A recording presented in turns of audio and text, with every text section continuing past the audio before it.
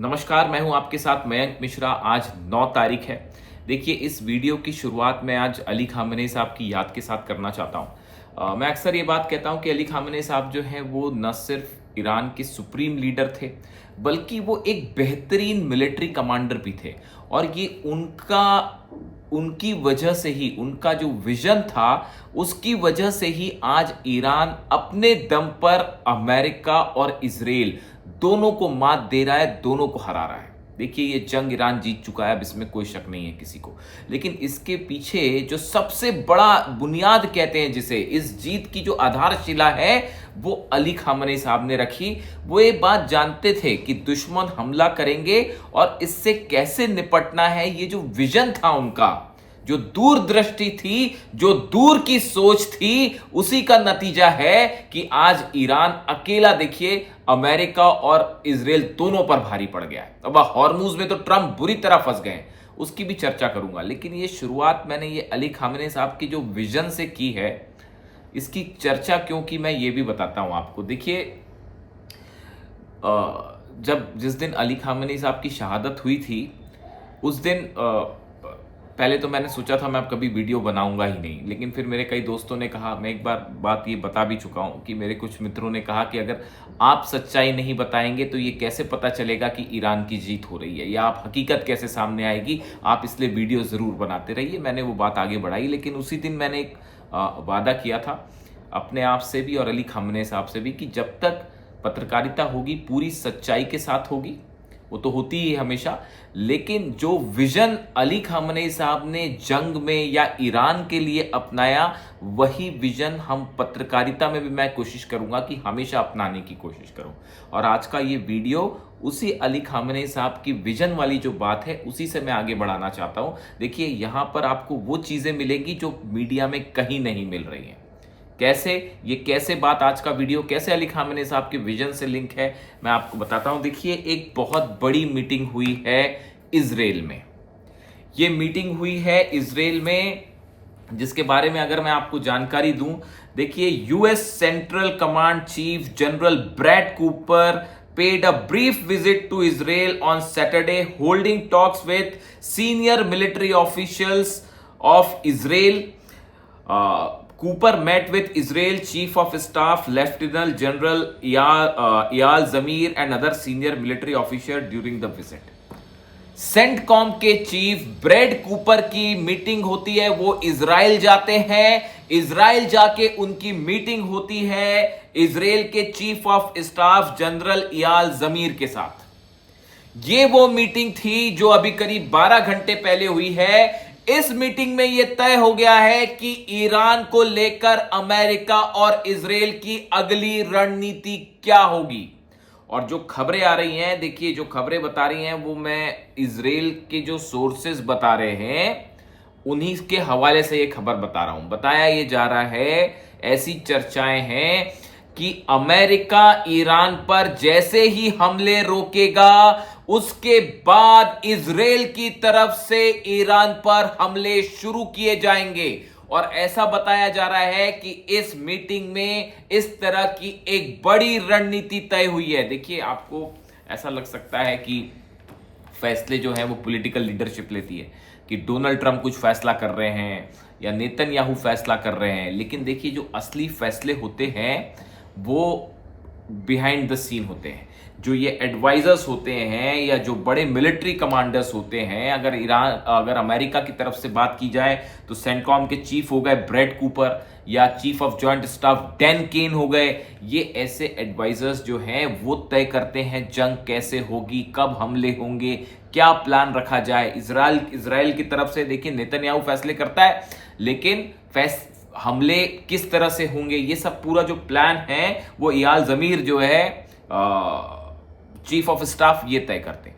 अब अचानक CENTCOM chief को, सेंटकॉम मतलब सेंट्रल कमांड अमेरिका की जो हमले करती ईरान की, इसके चीफ भागे भागे आखिर इजराइल क्यों पहुंचे। देखिए, और उसमें भी गौर करने वाली बात है कि ये पहले गए बहरीन में। इन्होंने देखा हालात वहां पर, जितने नुकसान ईरान ने जो मिसाइल्स मारी थी उससे कितना नुकसान हुआ उसका जायजा लिया। उसके बाद वो यूएई गए।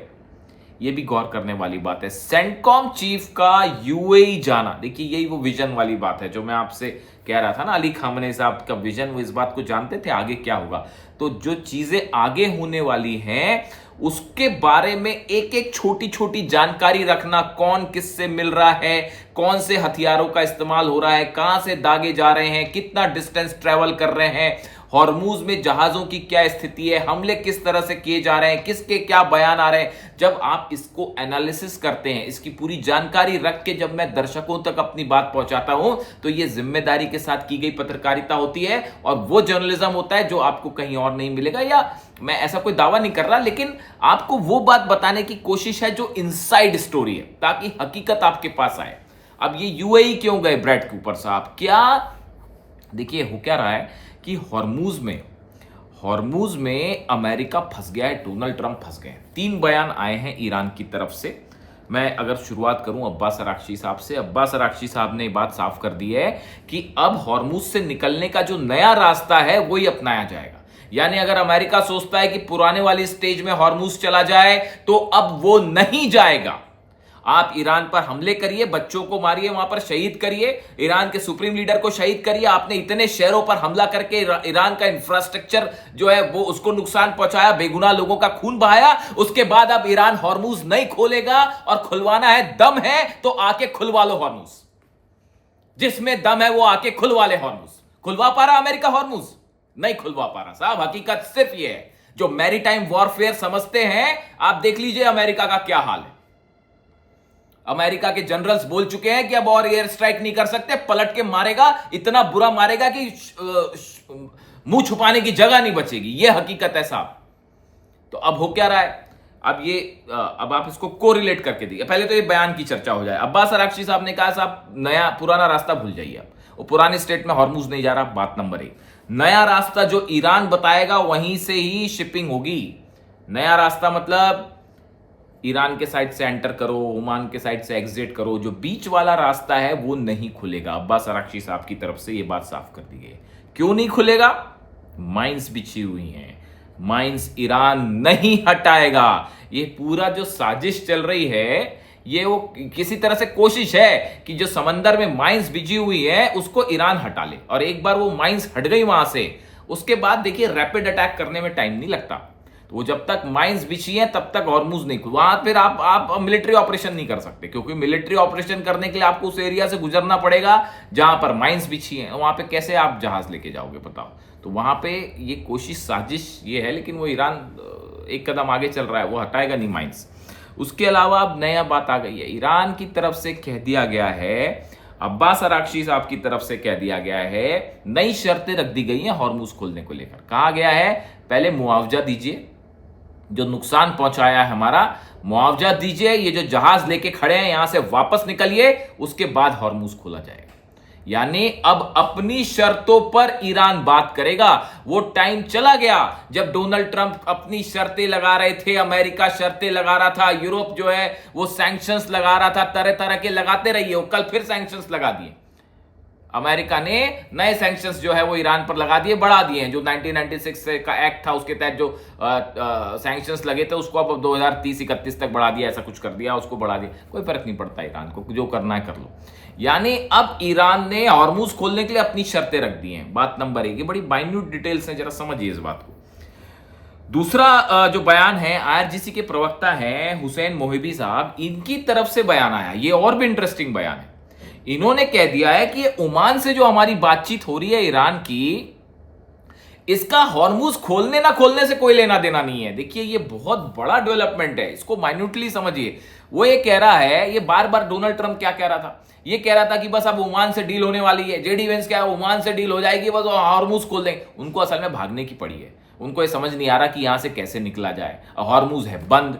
तो अब देखिए ईरान ने यहां पर नहले पे लगा दिया दहला। ईरान ने कहा कि ओमान से हमारी जो बातचीत हो रही है वो तो इस रूट को लेकर है कि कौन से रूट से जहाज आएंगे, कौन से रूट से निकलेंगे, टोल लिया जाएगा नहीं लिया जाएगा, जहाजों की परमिशन लेना होगा। ये जो नियम बनाए जा रहे हैं, ये तो फंक्शन आगे कैसे होगा इसके नियम बनाए जा रहे हैं। इसका ये मतलब थोड़ी है कि हम हॉर्मूज खोलने जा रहे हैं। हॉर्मूज तो ईरान की शर्तों पे खुलेगा और शर्तें अब्बास अराक्ची ने गिना दी कि पहले मुआवजा दो, अपने ये जहाज लेके जो खड़े हुए हो यहां पर चौकीदारी कर रहे हो, इसको निकालने के जाओ यहां से, पहले बाहर निकलो, उसके बाद देखा जाएगा।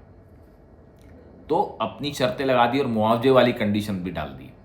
अब हो ये रहा है कि शर्तें लगा दी, इन्होंने ये कह दिया कि ओमान के साथ, देखिए कई मेरे दर्शक पूछ रहे हैं अरे ओमान के साथ कोई बातचीत हो जाएगी तो क्या होगा, कुछ डील हो जाएगी क्या? ओमान के साथ बातचीत का मतलब ये है कि वहां से कौन से जो है ना सड़क पर रूल्स नहीं होते ट्रैफिक के कि आप लेफ्ट साइड से चलिए, यू टर्न पर ऐसे मुड़िए, रेड लाइट पर रुक जाइए, इस तरह के नियम ओमान के साथ कैसे डील? ओमान क्या इस पोजीशन में है कि उससे हॉर्मुज की कोई डील कर ली जाएगी? नहीं कर ली जाएगी साहब। तो कोई कंफ्यूजन में मत रहिए, ईरान के साथ जो भी समझौता होगा वो नियम आने जाने के कुछ रूल्स रेगुलेशंस होंगे, वो हॉर्मुज खोलने की डील नहीं है। यही बात कह रहे हैं हुसैन मोहेबी साहब। इसको कहते हैं अमेरिका के नहले पर ईरान का दहला, और ट्रंप को मतलब कहीं रास्ता नहीं छोड़ा है भागने का, ये हालत हो गई है, समंदर में पिट रहे हैं भाई साहब। खैर अब देखिए तीसरा एक और बयान आया है, जोलकद्र साहब की तरफ से बयान आया है, ईरान की सुप्रीम सिक्योरिटी काउंसिल के सचिव हैं। अच्छा एक बात और मैं आपको बताऊं, मैं जब भी ईरान की सुप्रीम सिक्योरिटी काउंसिल की जितनी बार चर्चा आती है, मतलब मैं जब वीडियो बनाने के दौरान ये कहता हूं कि ईरान के सुप्रीम सिक्योरिटी काउंसिल ने ऐसा फैसला लिया, वैसा फैसला लिया, तो सच मानिए जितनी बार मैं ये ईरान की सुप्रीम सिक्योरिटी काउंसिल का जिक्र करता हूं, हर बार मेरे दिमाग में एक चेहरा उभर कर सामने आ जाता है। बताइए किसका होगा? अली लारिजानी साहब का। देखिए वो मैं पढ़ता रहता हूँ अलग अलग चीज़ें। देखिए जंग से उसका कोई तात्पर्य होता नहीं, हम कभी आगे चल के और बात करेंगे इन सब चीज़ों पे। अली लारिजानी साहब का भी जिक्र ज़रूरी है साहब, उनका भी इतना ज़बरदस्त योगदान है। देखिए ये दो तीन लोग ऐसे थे जो मैं बड़ा इनसे प्रभावित हूँ, इसमें कोई शक नहीं है। मैं जो बात सच है वो सच है साहब। एक तो अली खामेनी साहब, आपको पता ही है, कुछ बताने की ज़रूरत नहीं है। ही वॉज उनके जैसा शख्स तो क्या ही बोला जाए, बहुत ही कम होते हैं, सैकड़ों सालों में एक बार ऐसे शख्स आते हैं। वैसे ही जैसे देखिए अली लारिजानी साहब, he was such a thorough man, इतने पढ़े लिखे शख्स थे, कितनी सारी उन्होंने किताबें लिखी, कितने शांत स्वभाव के थे, हर चीज़ को वो जानते थे। जैसा अली खामेनी साहब का विजन था वैसे ही उनका विजन था, हर चीज़ की सलाह करते थे कि अमेरिका हमला करेगा तो कैसे मिसाइल सिटीज़ बनानी है, कैसे ड्रोन्स बनाने हैं, रिजर्व मिसाइल। उनको पता था कि एक दिन अमेरिका जरूर ये सोचेगा मिसाइल खत्म होने वाली है। कभी किसी को अंदाज नहीं लगने दिया कि कितनी मिसाइल्स है ईरान के पास। कितनी बेहतरीन रणनीति बनाई थी उन्होंने। यानी पुतिन अपनी चेयर से उठ के उनसे हाथ मिलाते थे और उनका सम्मान करते थे, इसी से अंदाज लगा लीजिए आप। तो जितनी बार मैं सुप्रीम सिक्योरिटी काउंसिल की चर्चा करता हूँ उतनी बार मुझे जो है अली लारिजानी साहब को भी क्या ही किया जाए, मतलब वो भी he was an extraordinary human being. और कासिम सुलेमानी साहब तो खैर थे ही, वो तो आपको पता ही है, उन्होंने तो जो है बुनियाद रख दी, कैसे उन्होंने पूरी मिलिट्री ऑपरेशंस के डायनामिक्स बदल के रख दिए। आप पढ़िए, इनको सिर्फ ऐसे पढ़ने की जरूरत नहीं। समझ, आपको क्या लगता है कि अली खामेनी साहब एक जो है वो ईरान की जब बात होती है तो वो हमेशा जंग की बात क्यों होती है साहब? ठीक है जंग लड़ रहा हो तो ईरान की सेना जवाब दे ही रही है, पूरी दुनिया देख रही है क्या हो रहा है। इसके अलावा भी ईरान जो है वो, ईरान में बहुत सारी चीजें हैं पढ़ने लिखने के लिए साहब। अमेरिका और डोनाल्ड ट्रंप कैसे समझेंगे इस बात को? जो खैर छोड़िए। तो अब ये है मामला कि ईरान जो है वो उसका बेहतरीन कल्चर है, बेहतरीन लिटरेचर है। अली खामेनी साहब खुद किताबें लिखते थे, उनका घर देखिए इतना सिंपल सरल घर उनका, कि मतलब आम शख्स की तरह उनका घर था। तो हमेशा किताब, उनके घर में एक लाइब्रेरी थी खूबसूरत सी, उसमें जो है वो किताबें थी, वो किताबें पढ़ते थे। अली लारिजानी साहब ने भी खुद ने जो है वो किताबें लिखी है। इमैनुअल कांट पे शायद उन्होंने एक बुक लिखी है, मेरे favourite, one of the favourite जो थिंकर्स थे इमैनुअल कांट, उनके ऊपर भी उन्होंने किताब लिखी। तो एक जो पढ़ा लिखा शख्स होता है ना, उसका स्तर भी अलग ही होता है साहब, समझ रहे हैं? वो ईरान का कल्चर है, 5000 साल पुराना कल्चर है। और अली खामेनी साहब हो, लारिजानी साहब हो, ये सिंबल्स हैं ईरान की कल्चर के, ईरान की विरासत के कल्चर के एक वो हैं। भारत और ईरान की तो कल्चर का बहुत पुराना संबंध रहा है। इसको कोई क्या खत्म करेगा? कोई क्या खत्म करेगा इसको? 5000 साल पुरानी सभ्यता को कोई ऐसे लोग खत्म कर देंगे? सवाल ही नहीं उठता। खैर, तो अली लारिजानी साहब का जिक्र हुआ यहाँ पर।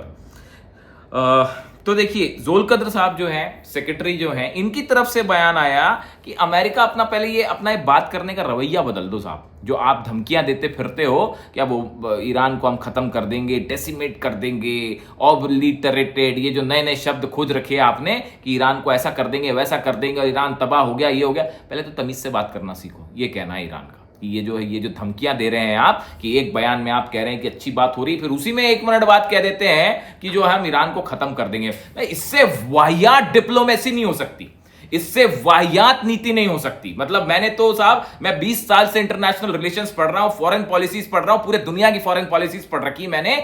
इससे बुरी फॉरेन पॉलिसी जो अमेरिका इस समय कर रहा है, ये बेस्ट एग्जांपल है how not to do a foreign policy. मतलब एक स्टेटमेंट के अंदर आप अभी कह रहे हो कि जो है ईरान से अच्छी बातचीत हो रही है, और 1 मिनट के बाद डोनाल्ड ट्रंप ये कह देते हैं कि मैं तो ईरान को खत्म कर दूंगा। क्या मतलब है इस बात का? खत्म करना है तो कर दो ना खत्म, हिम्मत है तो कर दो खत्म। भागते तो रास्ता नहीं मिल रहा साहब, फंसे हुए हो सब तरफ, पूरा सब बेस जल गए, समंदर में फंसे हुए हो, ईरान में अंदर जा नहीं पा रहे। और अब जो लेटेस्ट अपडेट, चलिए हम बैक टू अपने मुद्दे पर आए। ये 3 बयान मैंने आपको बता दिए।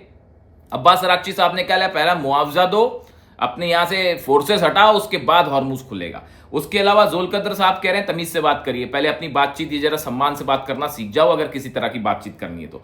और प्रवक्ता हुसैन मोएबी कह रहे हैं ओमान के साथ जो बातचीत है इसका हॉर्मुज खोलने से कोई लेना देना नहीं है, यानी हॉर्मुज बंद रहेगा, ईरान की जब मर्जी होगी तब खुलेगा। इसके अलावा देखिए जो बात हमने जहां से शुरू की थी कि जो सेंटकॉम चीफ ब्रेट कूपर की याल जमीर से मुलाकात हुई है, इसमें यह बात तय हुई है, एक बड़ा प्लान तैयार है कि अमेरिका हमले रोकेगा, जंग से बाहर निकलेगा, वो डील के रूप में निकले, किसी समझौते के रूप में निकले, या किसी भी तरह से जैसे ही बार, क्योंकि अमेरिका हालत में ही नहीं हमला करने, अमेरिका पीछे हटेगा। और जैसे ही अमेरिका पीछे हटता है, इजराइल की तरफ से हमले किए जाएंगे। और इस बात को ईरान बेहतरीन तरीके से समझता है। जो पिछले 24 घंटे के डेवलपमेंट हैं, ईरान ने बड़ी जंग की तैयारी शुरू कर दी है, और यह जंग की तैयारी अब इजराइल के खिलाफ है। रूस की तरफ से ऐसा सोर्सेज है, रूस और ईरान दोनों की तरफ से ये वार्निंग्स ऑलरेडी ईरान के लिए आ गई हैं कि इस बात को लेकर सावधान रहिए कि अगला हमला इजराइल की तरफ से हो सकता है। खुद इजराइल के सोर्सेज इस तरह की बात कह रहे हैं कि जो विजिट हुई है सेंटकॉम चीफ की ब्रेट कूपर की, याल जमीर की मुलाकात हुई है, इसमें वो प्लान तैयार हो गया है। अमेरिका के आप रिफ्यूलिंग जेट्स देखिए, बेन गुरियन पर खड़े हुए हैं, फाइटर जेट्स अरब देशों को खाली करके इजराइल पहुंच गए ताकि 1 to 1 हो, तो फिर अब इजरायली सेंटर हो उसका अरब पर निशाना ना हो।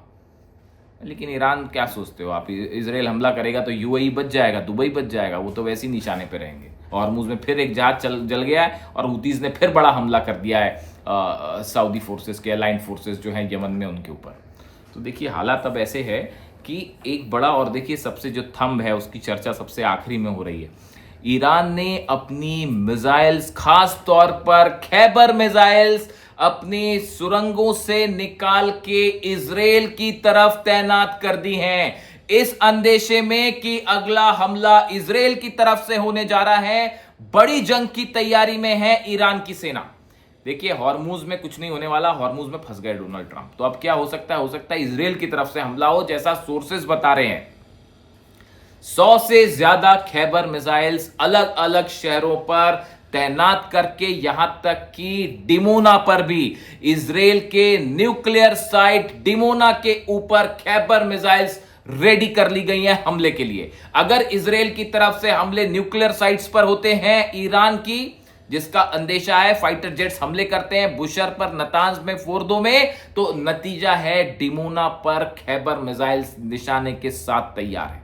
यानी इजराइल वर्सेस ईरान को लेकर जंगी हालात बन रहे हैं, और खास तौर पर यह मीटिंग बेहद अहम है। इसमें एक बड़ा प्लान तैयार हो गया है जो सोर्सेस बता रहे हैं। इससे जुड़ा जो भी अपडेट होगा वो मैं आप तक पहुंचाऊंगा। वीडियो को शेयर करिए, ज्यादा से ज्यादा लोगों को ये बताइए उन्हें कि ये मेरा पर्सनल चैनल है, और इस पे मैं ज़्यादा फ्रीली अपने विचार रख सकता हूँ। आप कमेंट करिए, मैं सारे कमेंट्स पढ़ता हूँ आपके, और कोशिश होगी आपको जवाब भी दूँ। मैं एक एक कमेंट पढ़ता हूँ आपका, और समझने की कोशिश करता हूँ दर्शक क्या चाहते हैं। कृपया इसे सब्सक्राइब करें, ज़्यादा से ज़्यादा लोगों के साथ शेयर करें। और ईरान सिर्फ जंग तक सीमित नहीं है, ईरान की बहुत खूबसूरत कल्चर है। अली खामनेई साहब की खूबसूरत बुक्स हैं, खूबसूरत उनके वीडियोज़ हैं, उसको भी शेयर कीजिए, उस पर भी चर्चा की जाएगी, कभी कभी उस पर भी चर्चा होनी चाहिए कि अली खामनेई साहब ये कहते थे या उनका ये मत था। खैर, इस वीडियो में इतना ही। वीडियो कैसा लगा ज़रूर कमेंट करके बताइए। Thank you so much.